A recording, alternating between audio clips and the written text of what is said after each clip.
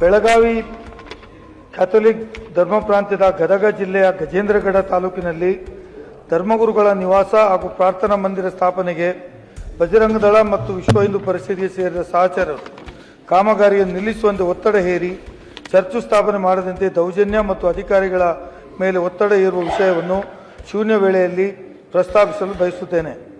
ಗದಗ ಜಿಲ್ಲೆಯ ಗಜೇಂದ್ರಗಡ ತಾಲೂಕಿನ ರಾಮಪುರ ಗ್ರಾಮ ಪಂಚಾಯತ್ ವ್ಯಾಪ್ತಿಯಲ್ಲಿ ಕಳೆದ ಮಾರ್ಚ್ 10ರಂದು ಅನುಮತಿಗೆ ಅರ್ಜಿ ನೀಡಿ 24ರಂದು ಅನುಮೋದನೆ ಮಾಡಿದ ಬಳಿಕ ಅಕ್ಟೋಬರ್ 30ರಂದು ಚರ್ಚ್ ಮತ್ತು ಧರ್ಮಗುರುಗಳ ವಸತಿಗೃಹ ಸ್ಥಾಪಿಸಲು ಅನುಮತಿ ಪಡೆದು ಕಾಮಗಾರಿ ಪ್ರಾರಂಭಿಸಲಾಗಿತ್ತು. ಇದೇ ಪ್ರದೇಶದಲ್ಲಿ ಕ್ಯಾಥೋಲಿಕ್ ಧರ್ಮ ಪ್ರಾಂತ್ಯಕ್ಕೆ ಸಂಬಂಧಿಸಿದ ಹೋಲಿ ಫ್ಯಾಮಿಲಿ ಶಾಲೆ ಕಳೆದ 11 ವರ್ಷಗಳಿಂದ ಕಾರ್ಯನಿರ್ವಹಿಸುತ್ತಿದ್ದು, ಈ ಶಾಲೆಯಲ್ಲಿ ಸರ್ವಧರ್ಮದ ವಿದ್ಯಾರ್ಥಿಗಳು ಓದುತ್ತಿದ್ದಾರೆ.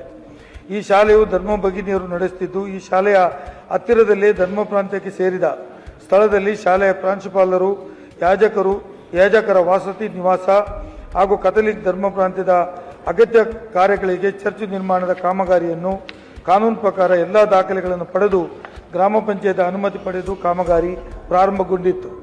ಈ ಮಧ್ಯೆ ಕಳೆದ 1 ವಾರದಿಂದ ಬಜರಂಗ ದಳ ಮತ್ತು ವಿಶ್ವ ಹಿಂದೂ ಪರಿಷತ್ತಿಗೆ ಸೇರಿದ ಗುಂಪೊಂದು ಗ್ರಾಮ ಪಂಚಾಯತ್ ಪಿಡಿಒ ಕಚೇರಿಗೆ ತೆರಳಿ ಧರ್ಮಗುರುಗಳ ವಸತಿಗೃಹ ಮತ್ತು ಚರ್ಚ್ ಅನ್ನು ನಿರ್ಮಾಣ ಮಾಡದಂತೆ ಕಾಮಗಾರಿ ನಿಲ್ಲಿಸಬೇಕು ಮತ್ತು ನೀಡಿದ ಅನುಮತಿ ಹಿಂದಕ್ಕೆ ಪಡೆಯಬೇಕೆಂದು ರಾಮಪುರ ಗ್ರಾಮ ಪಂಚಾಯತ್ ಪಿಡಿಒ ಅವರಿಗೆ ಒತ್ತಡ ಹೇರಿ ಪ್ರತಿದಿನ ಎಂಬಂತೆ ಕಾಮಗಾರಿ ನಡೆಯುವ ಸ್ಥಳಕ್ಕೆ ದಾಳಿ ಮಾಡಿ, ನೀವು ಮತಾಂತರ ಮಾಡುವುದಕ್ಕೆ ಚರ್ಚನ್ನು ಕಟ್ಟುವುದು, ಇದನ್ನು ಕಟ್ಟಲು ಬಿಡೋದಿಲ್ಲ ಎಂದು ಕೆಲಸಗಾರರಿಗೆ ಬೆದರಿಕೆ ಹಾಕಿ ರಾಮಪುರ ಗ್ರಾಮ ಪಂಚಾಯತ್ ಪಿಡಿಒ ಕಾಮಗಾರಿಯನ್ನು ಸ್ಥಗಿತಗೊಳಿಸುವಂತೆ ನೋಟಿಸು ನೀಡಿದ್ದಾರೆ.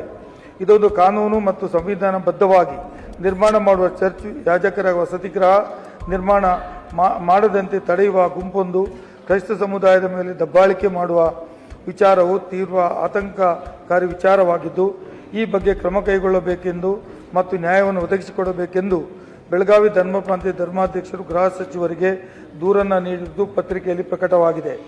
ಇದೊಂದು ಸಾರ್ವಜನಿಕ ಮಹತ್ವವುಳ್ಳ ವಿಚಾರವಾಗಿರುವ ಕಾರಣ ಇಂಥ ಘಟನೆ ಪುನರಾವರ್ತನೆ ಹಾಗೂ ಮಂದಿರದ ಸಾಂವಿಧಾನಿಕಬದ್ಧವಾಗಿ ಅವಕಾಶ ಮಾಡಿಕೊಡಬೇಕೆಂದು ಶೂನ್ಯ ವೇಳೆಯಲ್ಲಿ ವಿಚಾರವನ್ನು ಪ್ರಸ್ತಾಪಿಸಲು ಬಯಸುತ್ತೇನೆ. ಸಭಾನಾಯಕರು, ಸನ್ಮಾನ್ಯ ಸಭಾಪತಿಗಳೇ, ಸಂಬಂಧಪಟ್ಟಿರುವ ಸಚಿವರಿಂದ ಉತ್ತರ ಒದಗಿಸಲಾಗುವುದು. ತಿಪ್ಪಣ್ಣಪ್ಪ ಕಮಕನೂರ್.